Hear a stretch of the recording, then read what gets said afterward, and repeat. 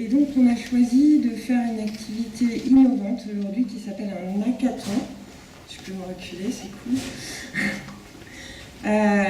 Donc un hackathon, c'est une activité sur un sujet. On a choisi le smart farming aujourd'hui pour brainstormer et créer un prototype ou des idées innovantes sur un sujet en particulier. Il y avait quatre équipes formées de gens de tous les services de Manitou, nombreux services de Manitou. On a été aidés par aussi le service R&D avec Thierry, le service marketing avec Arnaud, le service marketing opérationnel France avec Sylvain, qui est là, et le service innovation avec Régis qui se cache là-bas. L'objectif de cette journée, donc des idées innovantes avec des agriculteurs que nous avons fait venir. Merci Sylvain, merci Arnaud et merci à vous de vous être joints à nous toute la journée. J'espère que ça a été agréable pour vous. Donc nous avions 6 agriculteurs aujourd'hui qui ont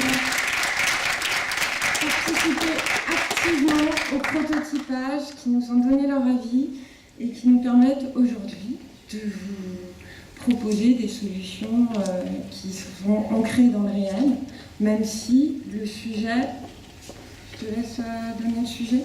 Donc le sujet de réflexion, c'était, je l'ai répété toute la journée, les télescopiques.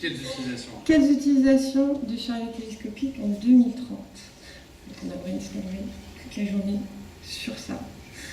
Et je vais laisser la parole à Romain qui nous a accompagnés toute cette journée avec sa méthodologie d'innovation. Bonjour à tous. Je ne vais pas faire très long parce que les participants ont commencé à bouillir. Juste, je pense que vous pouvez déjà les applaudir avant qu'on commence.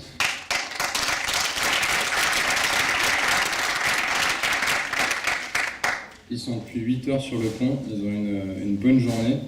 Donc à eux de jouer maintenant, ils vont vous présenter les résultats de leurs travaux, 4 idées, 4 concepts, matérialisés par des petits prototypes qu'on vous laisse voir. Et on commence avec l'équipe MCA.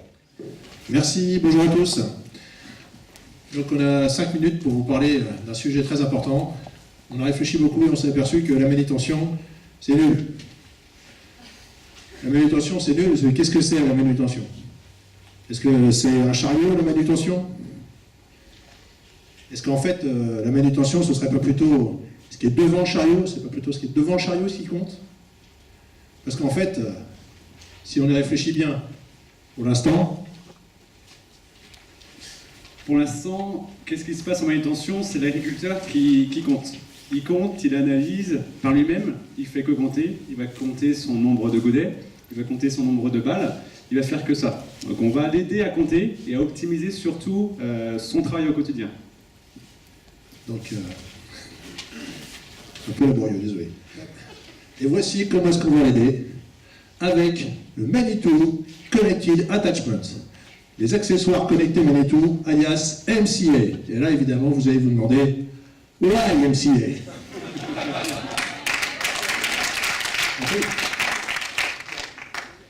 Pourquoi MCA ? Eh bien, tout simplement pour aider l'utilisateur, l'exploitant, à ne pas avoir à toujours compter. La machine va l'aider à compter. Comment est-ce que ça va se matérialiser ? Eh bien, c'est simple, suivez la flèche. Ça, tout le monde connaît. C'est l'intérieur d'un Manitou. Vous voyez le petit tableau de bord ? Imaginez qu'on vous rajoute un certain nombre de fonctionnalités, plus d'informations qui vont vous être apportées par les accessoires connectés Manitou. Par exemple, voilà ce qui se passe pour l'utilisateur au quotidien. Sur cet écran, on va avoir différents menus, on va pouvoir charger, alimenter les animaux, ramasser. C'est un exemple. Dans cette alimentation, on va retrouver nos groupes d'animaux. Donc on va retrouver différents groupes d'animaux, canards, cochons, etc. Là, on va sélectionner les bovins pour l'instant. Et dans ces bovins, on va retrouver tous les types d'animaux qu'on va pouvoir retrouver dans l'exploitation. Donc les vaches, les génisses, les taurillons. On va sélectionner pour le moment les vaches. Et une recette arrive. Donc la recette qui a été prédéfinie au préalable pour avoir la meilleure optimisation, la meilleure productivité derrière de l'animal. On va lui faire sa recette type. Donc là, elle s'affiche. Elle peut s'afficher soit par une application smartphone, ou à l'optimum une vision tête haute sur le pare-brise ou via l'écran, etc. Donc plusieurs possibilités peuvent être menées à nous pour afficher cette recette. L'intérêt de la chose, c'est que la machine pèse pour vous. C'est la machine qui mesure, c'est la machine qui vous aide et qui fait en sorte d'avoir la bonne ration. Donc pour l'utilisateur, on parle de la maîtrise de la qualité et de la maîtrise de la quantité. Et donc la machine aide son utilisateur à travailler.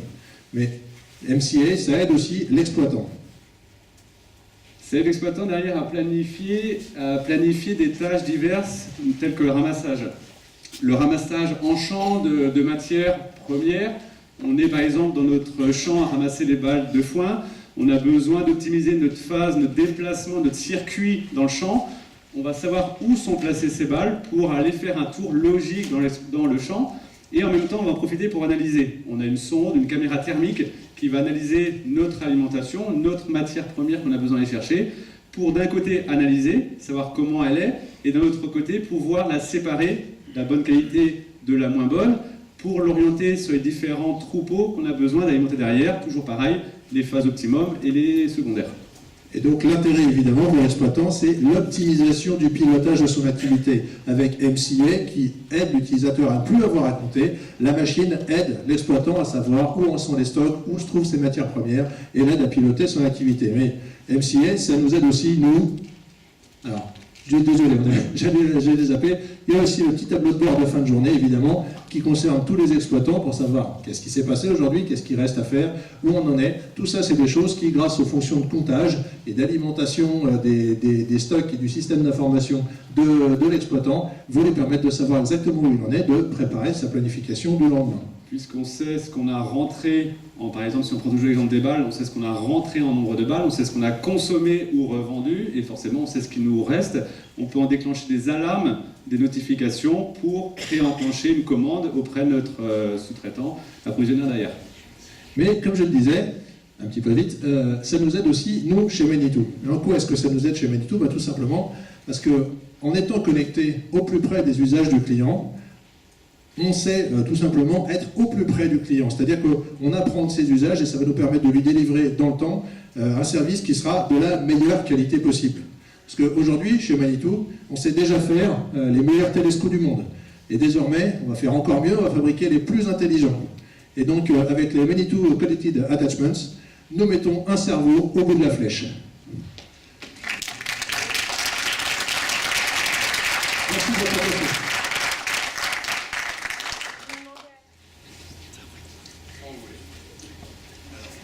Bonjour à tous, donc vous connaissez le TCO, aujourd'hui on va vous parler de TCWOW.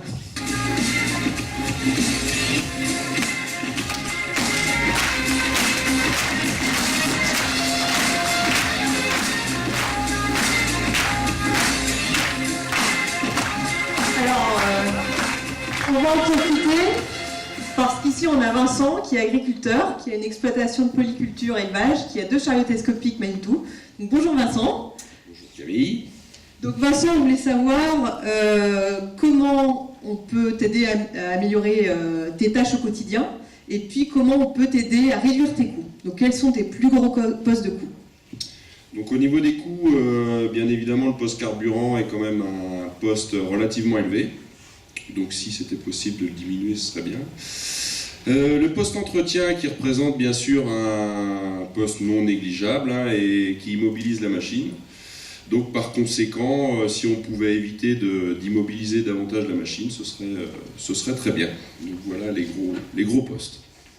Alors Vincent, tu as de la chance qu'on a Charlotte et Vincent face à nous qui vont nous expliquer les solutions qu'on propose. On en reparlera à la fin. Alors comme l'a dit Vincent, il a parlé de réduire ses coûts de carburant. Le TCWOW vous propose une centrale de méthanisation intégrée à la machine. Alors comment ça se passe? Comment ça se passe? À l'intérieur du godet, vous aurez des capteurs qui vont trier les bons aliments des mauvais aliments. Les bons aliments partiront en production, les mauvais aliments partiront dans la centrale de méthanisation que vous pouvez voir ici, en plus gros. Et cette centrale de méthanisation, elle va transformer nos aliments en biomasse, donc en énergie. On a aussi travaillé sur le poste maintenance et entretien, comme demandé par Vincent, avec une fonction d'auto-entretien de la machine. Donc si tu peux zoomer sur le caisson moteur sur lequel on voit qu'il y a un auto-entretien. Voilà. Alors la première chose, c'est que les vidanges se feront automatiquement avec des systèmes de filtres biodégradables. La deuxième chose, c'est que le graissage de la machine est entièrement automatique, la machine complète. Et enfin, la machine aura une fonction de maintenance prédictive puisqu'elle pourra se scanner en permanence et avertir l'utilisateur sur son smartphone de l'usure des principales pièces à changer. Pour terminer, on a travaillé un peu sur l'eau et sur le nettoyage de la machine, puisqu'on a une fonction d'auto-nettoyage où la machine vient se connecter à un puits de récupération des eaux de pluie, et puis elle pourra, alors je ne vais pas couper le plan, elle pourra, avec ça, réaliser elle-même son nettoyage, voilà, et aussi, avec le Karcher intégré à la machine, assister l'utilisateur dans des opérations de nettoyage au Karcher des bâtiments. Voilà.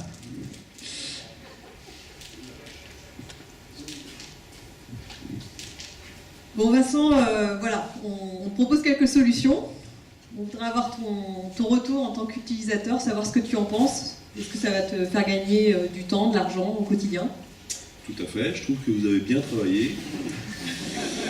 Et donc, oui, je vois qu'au niveau du poste carburant, je vais être quasi autonome, donc très bien.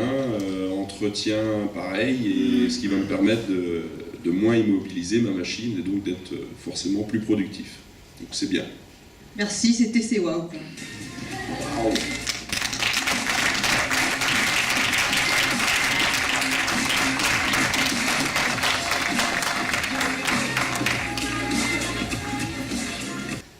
Donc je suis très heureuse aujourd'hui d'accueillir Gilda, qui est l'élite de l'agriculture en France.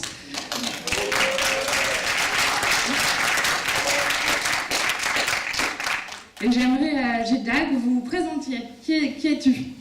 Bonjour Émilie. Alors je suis prestataire dans le milieu agricole. Mes services vont du semis jusqu'à la récolte, avec un attrait particulier pour l'innovation et la technologie. Donc en fait, nous avons l'agriculteur 4.0 devant nous. Quelle est la tâche, d'après toi Gilda, la quotidienne, qui est la plus chronophage pour un agriculteur? Mes clients agriculteurs en fait sont beaucoup des éleveurs laitiers et je constate au quotidien qu'ils passent du temps à nourrir leur troupeau, leur cheptel, quoi. Donc on estime ce temps à combien par jour? C'est ça, 2 heures par jour pour nourrir le matin tous les ruminants de l'élevage. D'accord. Et en quoi cette tâche est-elle pénible? Je constate qu'ils sont obligés de jongler avec plusieurs machines différentes la matinée et aussi que ça leur prend beaucoup de temps, quoi. D'accord, très bien. En tout cas, Gilda, on remercie beaucoup. On va demander à Wem de nous présenter un petit peu le marché existant. Donc un petit benchmark. Aujourd'hui, 2019, qu'est-ce qui se passe? Gilda nous a expliqué, un fermier, il a besoin de 2 heures minimum pour nourrir ses animaux. 2 heures, 365 jours, c'est plus que 700 heures par an qu'il fait que pour nourrir ses vaches. Et en plus, il a besoin de plein de différentes machines. Première machine qu'il a besoin, c'est une machine pour déciler. Il utilise la même machine pour charger. L'engin coûte autour de 70 000 euros. Il va charger la mélangeuse, une mélangeuse qui coûte 35 000 à 40 000 euros. Et après, on va distribuer donc la nourriture devant les vaches avec la mélangeuse. Mais naturellement, la mélangeuse ne fait pas tout seul. Il faut un tracteur. Un tracteur qui coûte 40 000 euros. Donc il y a plein de différentes machines, plein de différents coûts des machines qui peuvent tomber en panne pour simplement nourrir ces vaches. Je sais, il y en a qui disent, oui, mais aujourd'hui, il y en a des gens qui ont des robots. Et oui, il existe des robots aujourd'hui pour nourrir les vaches. Mais le robot d'aujourd'hui, qu'est-ce qu'il fait? Il ne fait pas grand-chose. Il fait juste distribuer. Et il y en a qui vont aussi mélanger. Mais on a toujours besoin d'une structure, d'une cuisine pour mettre tous les aliments dedans. Et comment est-ce qu'on met les aliments dedans? Avec un chargeur, avec un tracteur bras-chargeur ou avec un Manitou. Donc, la solution idéale, la solution 2030 n'existe pas. C'est à nous de vraiment développer cette solution. Et mes collègues vont expliquer cette solution.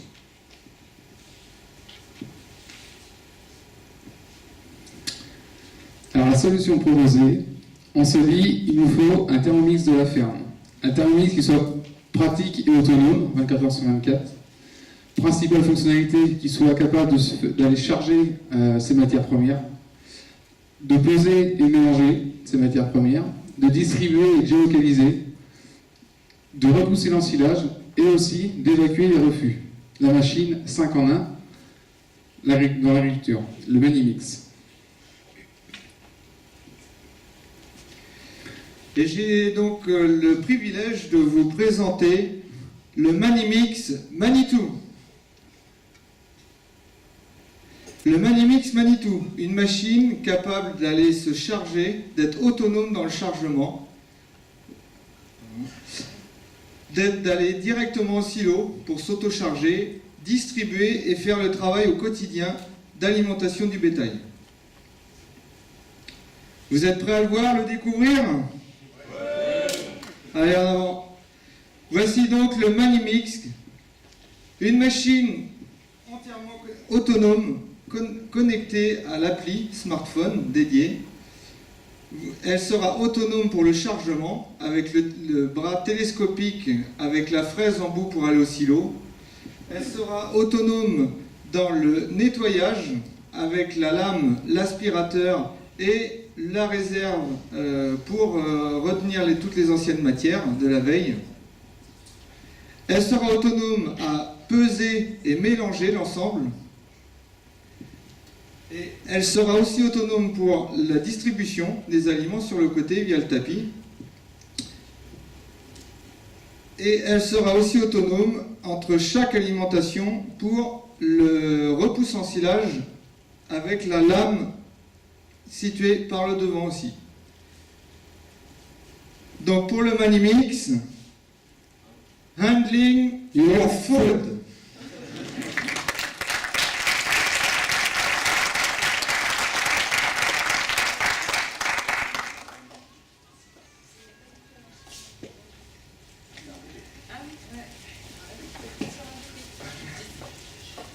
Petit oubli, effectivement, c'est une machine qui fonctionnerait 24 sur 24, à l'identique de ce qu'on retrouve aujourd'hui dans les robots de traite.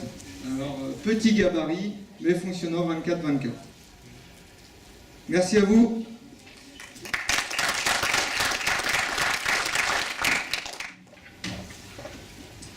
Ah, mon cher client David, comment vas-tu?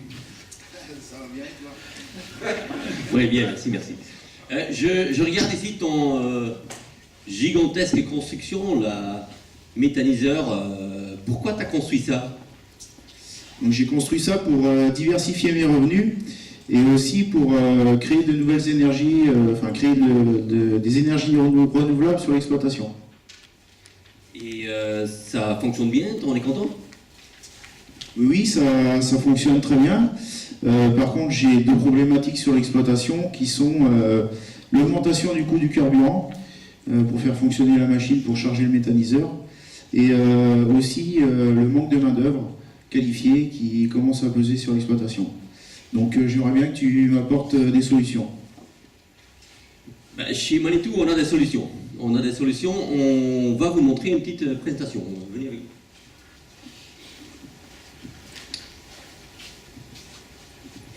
Bonjour à tous. Donc aujourd'hui, on a penché sur comment utiliser le télescopique pour répondre à la problématique de rendre les agriculteurs autosuffisants en énergie.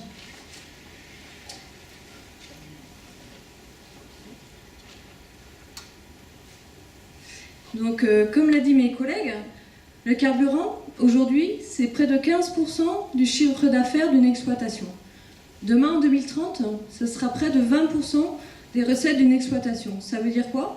Ça veut dire que les 2 à 3 premiers mois de l'année de l'exercice civil, vous travaillez pour payer votre carburant.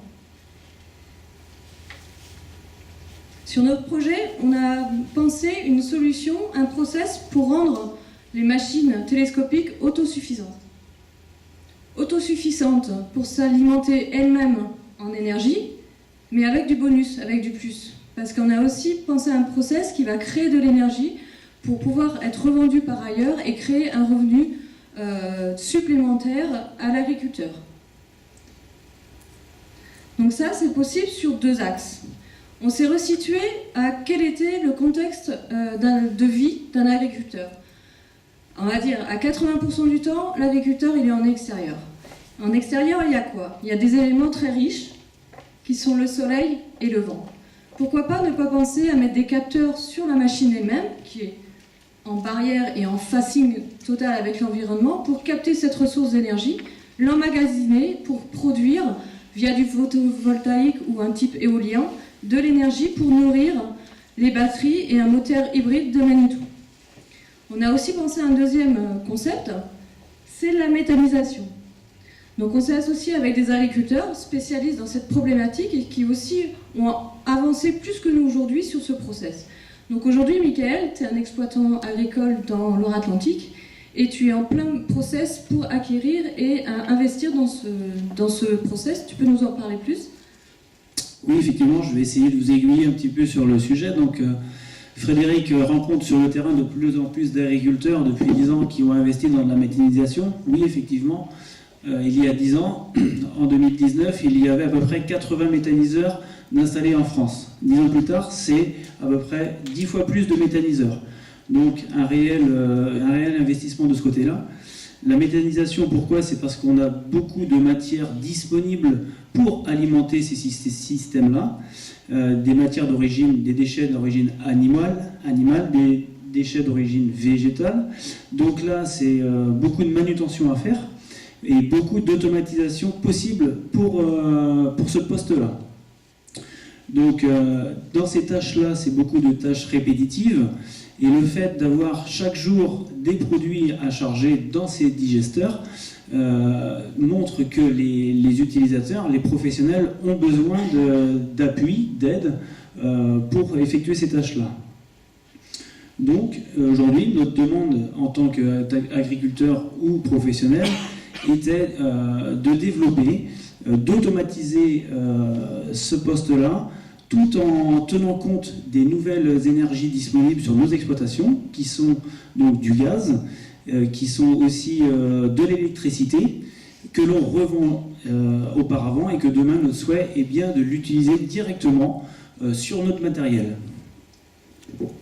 Michael, tu es en train d'expliquer comment utiliser le télescopique dans une fonction pour gagner de la manœuvre, avec une solution qui serait une sorte d'automatisme pour que le Manitou lui-même aille chercher la matière et aille le mettre directement dans l'usine de méthanisation. On est aujourd'hui en phase d'innovation et la machine connectée est un axe prioritaire chez Manitou. On a aussi imaginé d'avoir un capteur sur le tableau de bord pour mesurer, collecter des datas de ce qu'on prend, ce qu'on prélève et ce qu'on met dans le digesteur, pour mesurer et faire un mélange qualitatif pour produire une énergie qui sera fiable et qualitative pour réinjecter soit dans notre Manitou, dans le gaz et notre moteur hybride, ou soit dans une revente, dans une usine qu'on revendrait ensuite dans les canaux type GRDF. Donc notre avantage, c'est une économie de manœuvre avec l'automatisation du pilotage pour prélever et collecter et mettre les mélanges dans le méthanisateur. C'est un gain de temps, autant de manœuvres qui pourra être utilisé sur une autre activité d'exploitation, d'autant plus qu'on recherche de plus en plus une manœuvre qualifiée qui est rare à trouver. On gagne de la productivité, on gagne de la rentabilité et on enlève aussi une tâche qui est pénible, répétitive à un opérateur sur l'exploitation. Donc nos avantages, c'est qu'on vient alimenter notre Manitou par un système de duo énergie vers un moteur hybride, donc gaz ou électricité. On crée notre propre valeur, on crée ainsi une boucle circulaire d'économie. La ressource vient de l'exploitation, on la réinjecte dans l'exploitation et on crée en plus du bonus en pouvant la revendre pour un revenu supplémentaire. On répond aux attentes sociétales et écologiques qui sont de plus en plus présentes et à juste titre pour évaluer et respecter nos ressources de demain. Et sur un enjeu qui est quand même pas négligeable pour l'exploitant agricole, c'est qu'on baisse le coût de revient de la machine et on baisse le TCO et on lui rapporte de la rentabilité. Donc notre concept, c'est Manitou, dual énergie. Donc juste pour conclure très rapidement, on a dépassé un petit peu le temps. Donc notre concept, c'est utiliser les ressources de la ferme, utiliser l'énergie produite sur la ferme pour alimenter le télescopique, augmenter la performance aussi du système de l'exploitation avec la connectivité entre le méthaniseur et la machine. Et grâce à tout ça, augmenter la profitabilité à la fois matérielle et humaine de la ferme. Donc notre concept, on y croit, il est viable, il est fort. Toutes les technologies dont on a besoin pour le développer, elles existent. Donc là, je m'adresse directement au COMEX. Donc ce qu'on a besoin maintenant, c'est un peu plus de ressources pour Régis, pour qu'il puisse développer le concept, le prototyper et le tester. Merci à tous de nous avoir écoutés.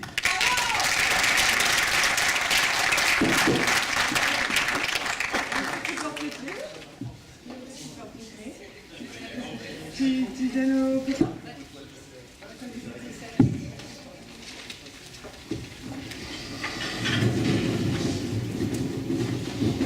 Merci à tous. Donc ça, c'était au bout d'une journée. Ils ont eu à peu près une matinée pour collecter les informations de la part et interviewer tous les agriculteurs. Ils ont eu 1h30 en phase d'idéation et tout juste 1 heure pour préparer leur pitch. Donc on peut encore les applaudir. Normalement, on est combien de temps pour un vrai hackathon ? Alors, c'est plutôt 2 jours et demi et on peut même aller sur 1 semaine si on parle de sprint design, ce qui se fait déjà un peu chez Manitou, je crois, on a déjà vu. Donc belle performance sur une journée. Mathieu, on a fait avec des rentals, Mathieu. On va passer au vote. J'espère que vous avez tous eu des idées. Donc, je vais vous demander de vous connecter avec vos portables. Et bien donc, l'équipe gagnante est MCA.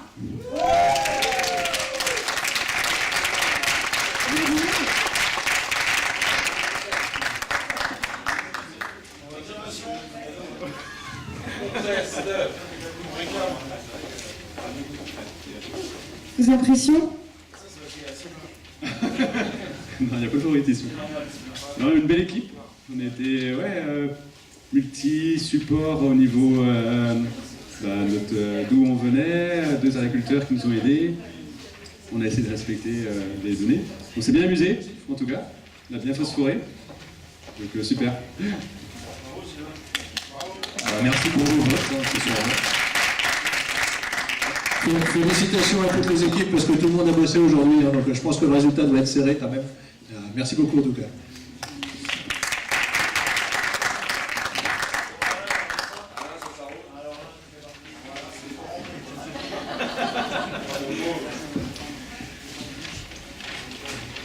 Oui. Je donne la parole à Michel Denis. D'accord, bon. Bah écoutez, bravo à toutes et à tous. Hein, d'abord, en quelques heures comme ça, de mettre des idées, c'est pas facile. C'est un challenge d'équipe qui n'est pas évident. Et bravo. Alors je voulais remettre quelques cadeaux aussi aux agriculteurs qui ont bien voulu se prêter avec nous à la réflexion. Avant ça, peut-être juste, en plus de vous remercier, de vous féliciter pour tout ce qui a été dit et fait, j'ai retenu 2-3 choses. D'abord, c'est que le scope, il était assez limité, tourné vers la machine, et se tourné en particulier vers la machine Manitou.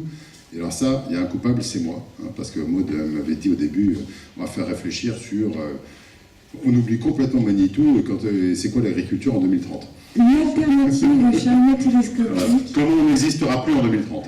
Alors, dans un premier temps, au lieu de se dire qu'on ne va plus exister parce qu'il va se passer autre chose, ce qui est un sujet intéressant, parce que s'il va se passer autre chose, comment nous, on se réoriente. Donc c'est un sujet intéressant. Mais plutôt que de sortir complètement de la boîte, et il faudra le faire pour un prochain, c'est bien, j'ai voulu dans un premier temps qu'on parle aussi de l'évolution de nos machines. Donc peut-être du coup, on parle de 2030, mais dans tout ce que j'ai vu aujourd'hui, c'est presque demain, quoi. Excusez-moi, c'est pas une critique, mais j'ai pas eu l'impression de voir 2030. J'ai eu l'impression de voir ce sur quoi on doit bosser tout de suite. La méthanisation, vous le disiez tout à l'heure, il y en a déjà près de, vous disiez pas loin de 1000 en France.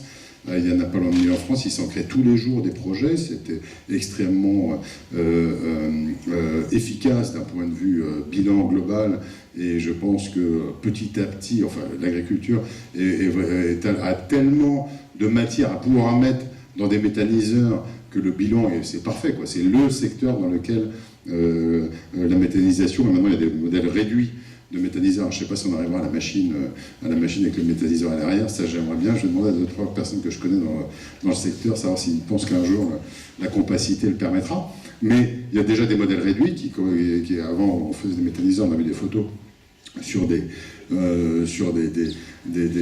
un nombre d'agriculteurs extrêmement important. Maintenant, on sait faire des choses beaucoup plus petites, donc encore plus efficaces et agiles pour les construire. Donc oui, ça existe et ça se développera. Et c'est demain, on parle de MCA. Des capteurs sur des accessoires, ça existe déjà, mais il faut aller au bout, parce que dire que ça existe, c'est bien, mais arriver à faire en sorte que la totalité soit connectée, pesée avec des systèmes qui marchent bien. Je ne sais pas s'il faut le menu du jour, parce que je pense qu'un agriculteur qui le fait tous les jours, il n'a pas besoin d'aller voir dans le menu pour voir ce qu'il doit faire aujourd'hui, mais c'est à voir. C'est à voir parce qu'il peut y avoir plusieurs personnes. Donc en fait, on est dans des solutions qui sont celles qui vont arriver, et c'est intéressant, ce que je trouve intéressant, c'est pour ça que je dis c'est pas une critique, au contraire, c'est de voir que le focus, quand vous travaillez dessus, en fait, il y a deux focus qui sont majeurs. Il y a un focus sur l'énergie et un focus sur l'automatisation ou la connexion ou l'automatisation des machines. Et on voit que c'est un focus extrêmement important et que vous nous apportez aussi pour, de la part des agriculteurs, de dire bah oui, moi je dépense trop en énergie.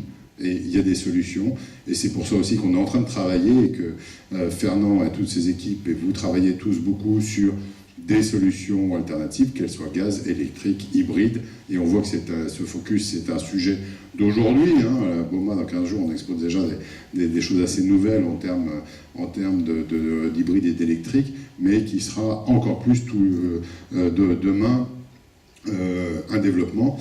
Et l'automatisation, et la connectivité, là on peut se dire c'est facile maintenant que nos machines sont connectées, on met quelques capteurs, on a l'information, et ben entre le fait qu'il y ait 4 briques qui soient disponibles et le fait qu'il y ait quelque chose qui marche pour que des agriculteurs puissent travailler au quotidien, je vais vous le dire, c'est pas demain, ça sera après-demain, on doit travailler dessus et c'est un effort énorme parce que c'est vraiment pas évident, mais c'est deux directions majeures sur lesquelles on travaille et sur lesquelles, aussi grâce à ces inputs, on va travailler encore plus en mettant bien la focus, l'allocation de ressources. Alors, je ne sais pas si Régis ou Fabrice feront tout ce qu'ils veulent sur le sujet, mais en tout cas sur lesquels on va focaliser nos ressources. Donc l'énergie et l'automatisation, c'est vraiment les thèmes que vous avez soulignés. Au passage, je retiens, ça c'est un détail, c'est pour les vendeurs, mais ils sont passés pour représenter ici, c'est que quand je vois ce qu'on met comme... Alors, excusez-moi, quand on ne connaît pas un métier, on trouve toujours qu'il est simple. Quand je vois la techno qu'il y a dans un mélangeur et que ça vaut 40 à 45 000 euros, je me dis que nos machines à 65 000, franchement, on peut les mettre beaucoup plus cher. Les agriculteurs ne seront pas d'accord, mais ou il faut bosser les mélangeurs, ou alors il faut faire le Manimix, parce qu'à 40, si on met 40 000 euros de plus de valeur en mettant le mélangeur sur la machine, je suis demandeur. Enfin bon, ça c'était une boutade, mais ça m'a quand même étonné en termes de rapport quand je vois les efforts de techno et de développement qu'on fait pour vous faire tous les jours des chariots télescopiques qui soient aussi performants, pointus, fiables et techniques. Et je me dis, dis donc, il y en a qui font des métiers où ils arrivent bien, tant mieux pour eux, hein, tant mieux pour eux. Il faudra peut-être qu'on fasse des mélangeurs un jour. Donc on va se pencher aussi sur le sujet.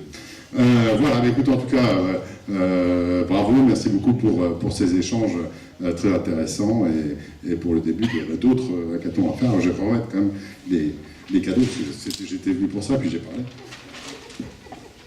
Donc, merci messieurs.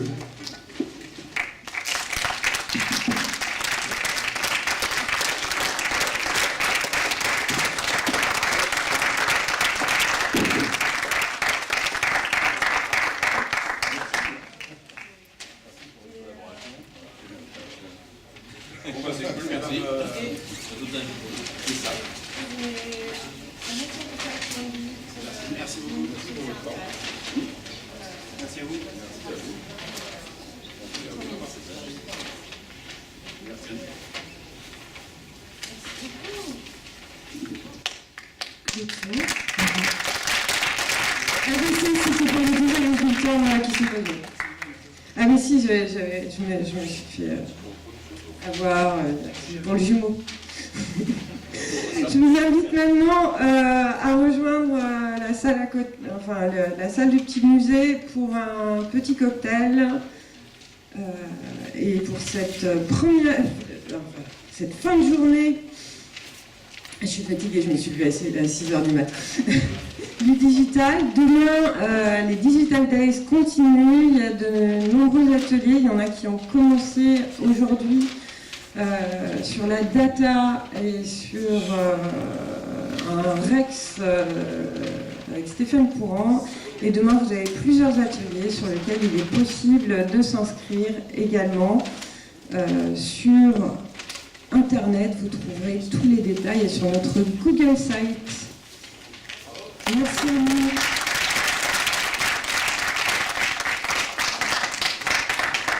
Merci beaucoup les participants. Si vous pouvez venir remplir les petits questionnaires, c'est pour avoir votre retour sur la journée que vous avez vécue.